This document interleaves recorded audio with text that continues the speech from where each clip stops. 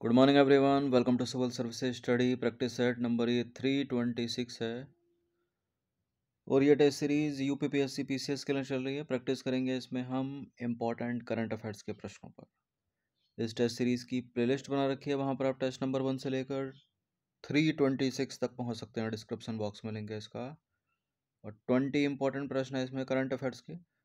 और जो भी करंट अफेयर्स होगी वो अक्टूबर मंथ या उससे पहले की होगी, तो एग्जाम में आनी है सारी। चलिए स्टार्ट करते हैं। विश्व मानसिक स्वास्थ्य दिवस कब मनाया जाता है? वर्ल्ड मेंटल हेल्थ डे मनाया जाता है 10 अक्टूबर को। ऑप्शन नंबर सी है इसका आंसर। देखिए, विश्व मानसिक स्वास्थ्य दिवस प्रत्येक वर्ष 10 अक्टूबर को मनाया जाता है। यह दिवस मानसिक स्वास्थ्य संबंधी मुद्दों पर ध्यान आकर्षित करने हेतु एक मंच प्रदान करता है। इसका उद्देश्य मानसिक स्वास्थ्य को प्राथमिकता देना और कर्मचारियों की संतुष्टि को बढ़ाना है। विश्व मानसिक स्वास्थ्य दिवस 2024 की थीम क्या है? कार्यस्थल पर मानसिक स्वास्थ्य को प्राथमिकता देने का समय है। ठीक है, क्या थीम है? कार्यस्थल पर मानसिक स्वास्थ्य को प्राथमिकता देने का समय है, इसको याद रखिएगा। क्वेश्चन नंबर 2 पर आ जाइए। अंतर्राष्ट्रीय निशानेबाजी खेल महासंघ यानी आईएसएसएफ द्वारा आयोजित आईएसएसएफ जूनियर विश्व चैंपियनशिप 2024 में पहले स्थान पर कौन सा देश रहा? इंटरनेशनल शूटिंग स्पोर्ट फेडरेशन द्वारा आयोजित आईएसएसएफ जूनियर विश्व चैंपियनशिप 2024 में प्रथम स्थान पर भारत रहा है, इसलिए इंपॉर्टेंट हो जाता है प्रश्न। तो ऑप्शन नंबर ए है इसका आंसर। भारत ने सर्वाधिक पदक जीते और ये जो इटली है, इटली ये दूसरे स्थान पर रहा।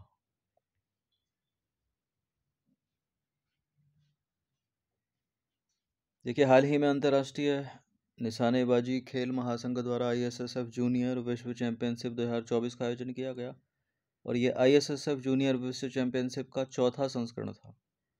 अंतर्राष्ट्रीय निशानेबाजी खेल महासंघ का गठन जो है 1907 में हुआ था और इसका जो आयोजन हुआ है वो 26 सितंबर से 7 अक्टूबर 2024 तक पेरू की राजधानी लीमा में हुआ है। आईएसएसएफ जूनियर चैंपियनशिप और भारत जो है आईएसएसएफ जूनियर विश्व चैंपियनशिप 2024 में पदक तालिका में प्रथम स्थान पर है। भारतीय खिलाड़ियों ने इस प्रतियोगिता में कुल 24 पदक जीते और इसमें से 13 स्वर्ण पदक, 3 रजत पदक, 8 कांस्य पदक, यानी 13 गोल्ड मेडल, 3 सिल्वर और 8 ब्रॉन्ज।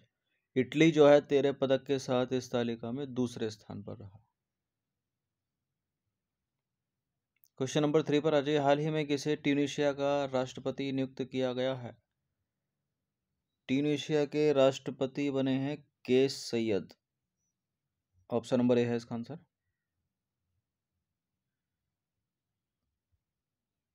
देखिए, हाल ही में केस सैयद को लगातार दूसरी बार ट्यूनीशिया का राष्ट्रपति चुना गया है और केस सैयद को मिले हैं 90.7% मत राष्ट्रपति चुनाव में। केस सैयद वर्ष 2019 से ट्यूनीशिया के राष्ट्रपति हैं। बात यहाँ ट्यूनीशिया की हो रही है तो भौगोलिक स्थिति थोड़ा देख लीजिए इसकी। ट्यूनीशिया एक उत्तरी अफ्रीकी देश है और इसकी जो राजधानी है वो लीबिया और अल्जीरिया से लगती है। राजधानी है इसकी ट्यूनिस और मुद्रा है इसकी ट्यूनीशियाई दिनार। क्वेश्चन नंबर 4 पर आ जाइए। निम्नलिखित में से किसने 8 अक्टूबर 2024 को नई दिल्ली के विज्ञान भवन में 70वें राष्ट्रीय फिल्म पुरस्कार प्रदान किए? यानी नेशनल फिल्म अवार्ड है 2024 के, तो राष्ट्रपति के द्वारा ही प्रदान किए जाते हैं। इसका आंसर हो जाएगा ऑप्शन नंबर बी, राष्ट्रपति द्रौपदी मुर्मू। राष्ट्रपति द्रौपदी मुर्मू ने 8 अक्टूबर 2024 को नई दिल्ली के विज्ञान भवन में 70वें राष्ट्रीय फिल्म पुरस्कार प्राप्त प्रदान किए। देखिए, नेशनल गेम्स इंपॉर्टेंट है, प्रश्न बन जाता है इससे।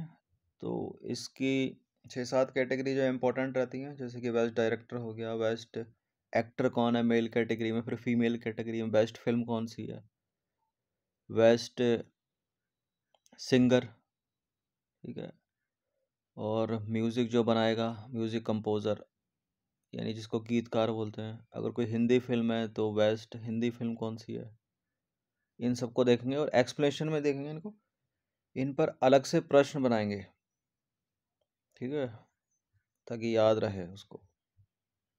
तो एक एक पर देखते हैं। चलिए क्वेश्चन नंबर 5 पर आ जाइए। 70वें राष्ट्रीय फिल्म पुरस्कार में सर्वश्रेष्ठ अभिनेत्री का खिताब किसे मिला है, यानी best female actress? Kareena Kapoor, Alia Bhatt, Nayanthara, Nithya Menen? इन्हीं को मिला है और इनका नाम है Nithya Menen. Option number D है इसका आंसर।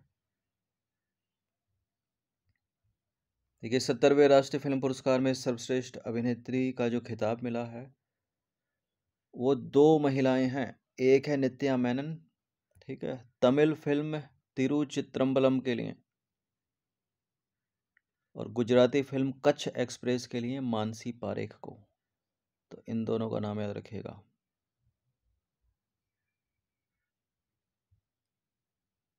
क्वेश्चन नंबर 6, 70वें राष्ट्रीय फिल्म पुरस्कार में किसे सर्वश्रेष्ठ अभिनेता का खिताब मिला है, यानी बेस्ट एक्टर? सर्वश्रेष्ठ अभिनेता का खिताब मिला है, कांतारा फिल्म के एक्टर हैं और इनका नाम है ऋषभ शेट्टी, ठीक है। ऑप्शन नंबर सी है इसका आंसर। 70वें राष्ट्रीय फिल्म पुरस्कार में सर्वश्रेष्ठ अभिनेता का खिताब किसे मिला है? फिल्म कांतारा के लिए कन्नड़ अभिनेता ऋषभ शेट्टी को। क्वेश्चन नंबर 7 पर आ जाइए। 70वें राष्ट्रीय फिल्म पुरस्कार में सर्वश्रेष्ठ फिल्म का खिताब किसे मिला है? बेस्ट फिल्म कौन सी है? सैम बहादुर, अट्टम, जवान, कांतारा? देखिए सर्वश्रेष्ठ फिल्म है अट्टम। ऑप्शन नंबर बी है इसका आंसर। अट्टम जो कि एक मलयालम फिल्म है। 70वें राष्ट्रीय फिल्म पुरस्कार में सर्वश्रेष्ठ फिल्म का खिताब मिला है अट्टम को। यह एक मलयालम फिल्म है।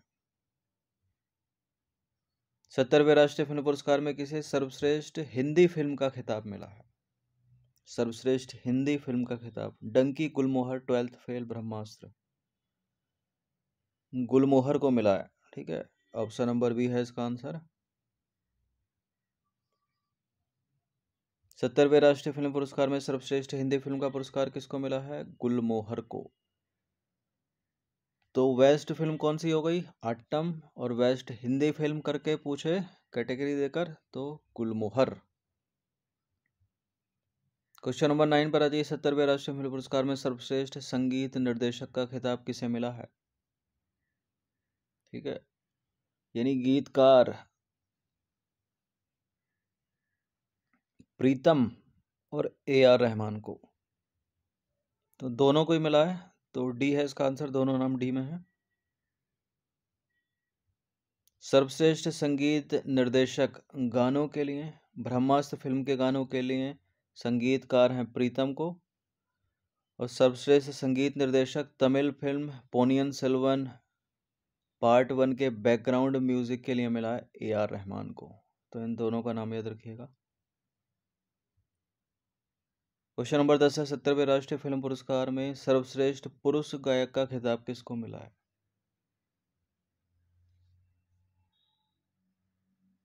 Best singer in male category Arijit Singh, ठीक है। ऑप्शन नंबर सी है इसका आंसर।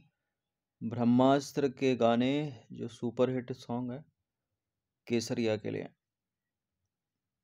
तो सर्वश्रेष्ठ पुरुष गायक अरिजीत सिंह को फिल्म ब्रह्मास्त्र में गाए गए गाने उनके गाने के लिए केसरिया के लिए, ठीक है।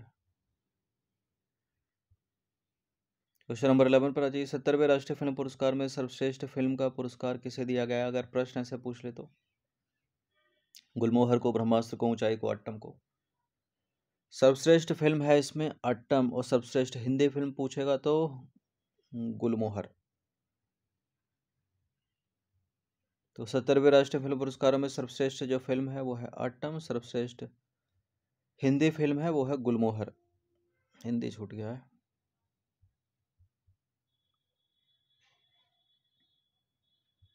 क्वेश्चन नंबर 12 पर आ जाइए। 70वें राष्ट्रीय फिल्म पुरस्कार में सर्वश्रेष्ठ निर्देशक का खिताब किसको मिला है? Best director. ना तो ये विधु विनोद चोपड़ा है, ना ये रोहित शेट्टी है, ना ये अनीस बज्मी है, ये हैं सूरज बड़जात्या। ऑप्शन नंबर बी है इसका आंसर, ठीक है। फैमिली फिल्म बनाते हैं ये बड़ी स्केल पर बॉलीवुड में, और इनकी एक फिल्म है ऊंचाई, ऊंचाई के लिए मिला है इनको, ठीक है। ऊंचाई के लिए सूरज बड़जात्या को मिला 70वें राष्ट्रीय फिल्म पुरस्कार में सर्वश्रेष्ठ निर्देशक का पुरस्कार।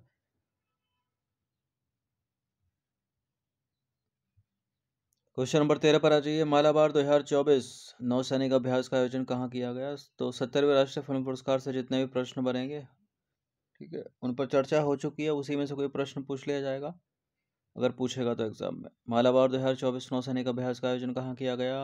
विशाखापत्तनम में, आंध्र प्रदेश के विशाखापत्तनम में। मालाबार 2024 नौसैनिक अभ्यास आंध्र प्रदेश के विशाखापत्तनम में 8 अक्टूबर से 18 अक्टूबर 2024 तक संपन्न हुआ। इस अंतर्राष्ट्रीय नौसैनिक अभ्यास में भारत, ऑस्ट्रेलिया, जापान और अमेरिका के नौसैनिकों ने भाग लिया। मालाबार अभ्यास के बारे में जाने थोड़ा सा और। तो इसकी शुरुआत वर्ष 1992 में भारत और अमेरिका के बीच वार्षिक द्विपक्षीय नौसैनिक अभ्यास के रूप में हुई थी। 2015 में जापान इसमें आकर शामिल हुआ, जापान की नौसेना इसमें शामिल हुई। फिर 2020 में ऑस्ट्रेलियाई नौसेना भी इसमें शामिल हो गई।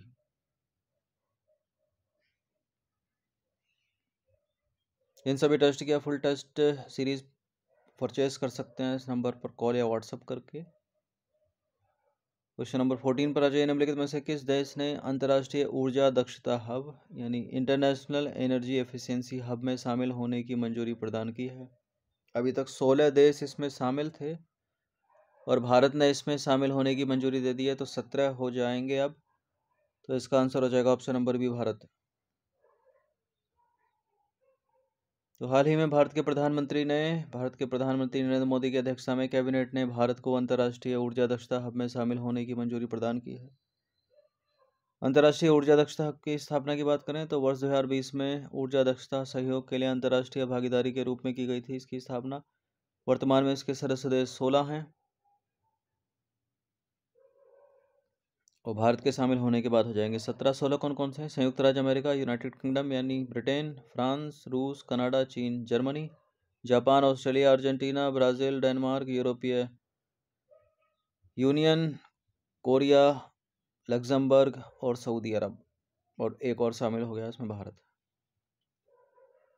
क्वेश्चन नंबर 15 पर आ जाइए। हाल ही में समाचारों में रहा हनी माधु अंतर्राष्ट्रीय हवाई अड्डा किस देश में स्थित है? इनको पहचान लो, आंसर पता चल जाएगा। यह है नरेंद्र मोदी और यह है मालदीव के राष्ट्रपति मोहम्मद मोइजू। तो इसका आंसर हो जाएगा ऑप्शन नंबर डी।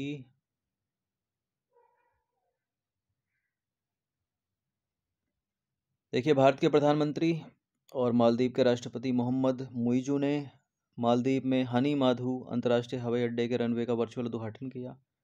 भारत ने मालदीव में स्थित हनी माधु में अंतर्राष्ट्रीय हवाई अड्डा परियोजना के विकास में महत्वपूर्ण भूमिका निभाई है। ठीक है, मालदीव पे हमने कल के करंट अफेयर्स के टेस्ट में भी चर्चा की थी। मालदीव हिंद महासागर में स्थित एक द्वीपीय देश है या द्वीप समूह देश है। इसे भी आज़ादी मिली थी ब्रिटेन से 1965 में। इसकी राजधानी है माले और इसकी मुद्रा है मालदीवियन रुपया।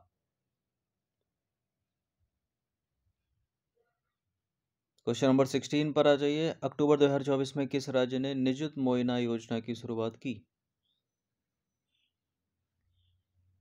निजुत मोइना योजना जो कि स्कूल या कॉलेज में पढ़ने वाली लड़कियों से संबंधित है, उनकी छात्रवृत्ति से संबंधित है।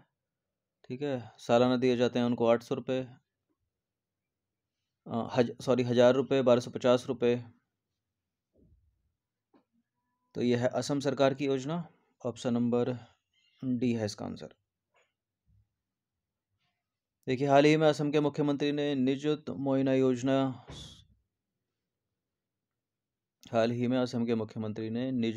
योजना शुरू की। इस योजना का उद्देश्य क्या है? महिला शिक्षा को बढ़ावा देना और बाल विवाह को रोकना। यह योजना असम में स्कूल या कॉलेज की लड़कियों को वित्त सहायता प्रदान करने के लिए शुरू की गई है।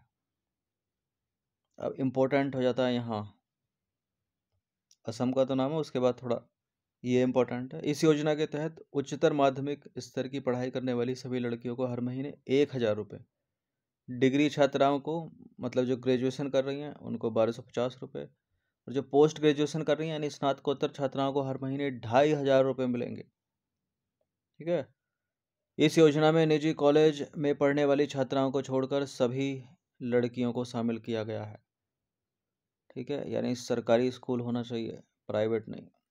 और छात्राओं को हर साल 10 महीने के लिए राशि मिलेगी। ठीक है, वर्ष में 10 महीने के लिए राशि मिलेगी, 2 महीने नहीं मिलेगी। 2 महीने कौन कौन से हैं वो? जून और जुलाई। जून और जुलाई में जो है गर्मियों की छुट्टियां पड़ती हैं, तो ये 2 महीने यह राशि प्राप्त नहीं होगी, बल्कि 10 महीने के लिए प्राप्त होगी। 1,000 रुपये, 1250 और 2500 रुपये। अलग अलग कैटेगरी के लिए याद रखिएगा। उच्चतर माध्यमिक, ग्रेजुएशन और पोस्ट ग्रेजुएशन।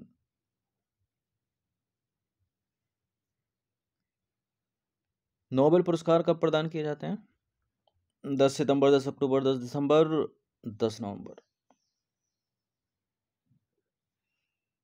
देखिए, इनकी जो घोषणा हो जाती है ना, वो अक्टूबर में ही हो जाती है, लेकिन जो प्रदान किए जाते हैं, मतलब फिजिकली हाथ में उस व्यक्ति के, उस वैज्ञानिक के जो पुरस्कार आएगा, वो 10 दिसंबर को आएगा। तो इसका answer option number C. Alfred Nobel की पुण्यतिथि होती है 10 दिसंबर को, उसी दिन मिलते हैं ये वितरण। देखिए, प्रत्येक वर्ष अक्टूबर महीने के प्रथम सोमवार से शुरू होने वाले सप्ताह में नोबेल पुरस्कारों की घोषणा की जाती है। घोषणा मतलब इस व्यक्ति को यह पुरस्कार मिलेगा। ठीक है, और हाथ में कब आता है? 10 दिसंबर को। तो यह पुरस्कार प्रत्येक वर्ष 10 दिसंबर, जो कि है अल्फ्रेड नोबेल की पुण्यतिथि को प्रदान किए जाते हैं। नोबेल पुरस्कार विजेताओं का चयन 4 संस्थाओं के द्वारा किया जाता है। ये चीज़ ही थोड़ी इंपॉर्टेंट हो जाती है यहाँ पर। कौन कौन सी हैं वो 4 संस्थाएं? देखिए, भौतिकी, रसायन और आर्थिक विज्ञान, यानी इकोनॉमिक्स के लिए जो संस्था तैयार करती है वो है the Royal Swedish Academy of Sciences. ठीक है, भौतिकी, रसायन और आर्थिक विज्ञान के लिए the Royal Swedish Academy of Sciences. चिकित्सा विज्ञान के लिए the Nobel Assembly at Karolinska Institute. साहित्य के लिए करता है द स्वीडिश अकेडमी, और शांति पुरस्कार के लिए करता है द नॉर्वेजियन नोबेल अकेडमी।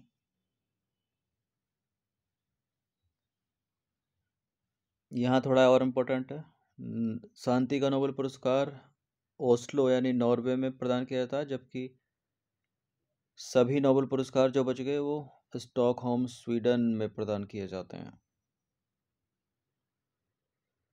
अब इसी से रिलेटेड ये प्रश्न है, अक्टूबर 2024 में चिकित्सा का नोबेल पुरस्कार किसे देने की घोषणा की गई? कैटालिन कारिको, विक्टर एम्ब्रोस, सोमते पावो, ड्रू विस्मैन। देखिए, वर्ष 2023 का जो चिकित्सा का नोबेल था वो मिला था ड्रू विस्मैन और कैटालिन कारिको को। लेकिन यहाँ 24 की बात हो रही है। 24 में भी 2 वैज्ञानिक हैं, विक्टर एम्ब्रोज और गैरी रुबकुन। तो यहाँ विक्टर एम्ब्रोज का नाम है, तो ऑप्शन नंबर सी हो जाएगा इसका आंसर। स्वामते पावो को वर्ष 2022 का चिकित्सा का नोबेल पुरस्कार मिला था। स्वामते पावो। तो अक्टूबर 2024 में चिकित्सा नोबेल पुरस्कार की घोषणा हुई। ठीक है, और चिकित्सा का नोबेल पुरस्कार देने की घोषणा की गई विक्टर एम्ब्रोज को और गैरी रुबकुन को, और इनको पुरस्कार मिलेगा 10 दिसंबर को। ठीक है, और इन्हें यह पुरस्कार माइक्रो आरएनए की खोज के लिए मिला है, तो इस चीज़ का भी याद रखिएगा। क्वेश्चन नंबर 19 पर आ जाइए। हाल ही में किस टीम ने ईरानी ट्रॉफी 2024-25 का खिताब जीता है? उत्तर प्रदेश ने, दिल्ली ने, शेष भारत, मुंबई। ईरानी ट्रॉफी क्रिकेट से संबंधित है और मुंबई ने जीता है। ये ऑप्शन नंबर डी है इसका आंसर। मुंबई विजेता, शेष भारत उप विजेता। हाल ही में मुंबई ने शेष भारत को हराकर ईरानी ट्रॉफी 24-25 का खिताब जीत लिया, और मुंबई का यह है 16वां ईरानी कप है। ईरानी ट्रॉफी 2024-25 का आयोजन लखनऊ के अटल बिहारी वाजपेयी एकाना स्टेडियम में किया गया, इसलिए इम्पोर्टेंट हो जाता है क्योंकि यूपी का एग्ज़ाम है ये। ईरानी ट्रॉफी का पहली बार आयोजन वर्ष 1959-60 में किया गया था, और यह ईरानी ट्रॉफी का 61वां संस्करण था। किसने जीता? मुंबई ने। किसको हराकर? शेष भारत को हराकर। कहाँ हुआ? लखनऊ के एकाना स्टेडियम में।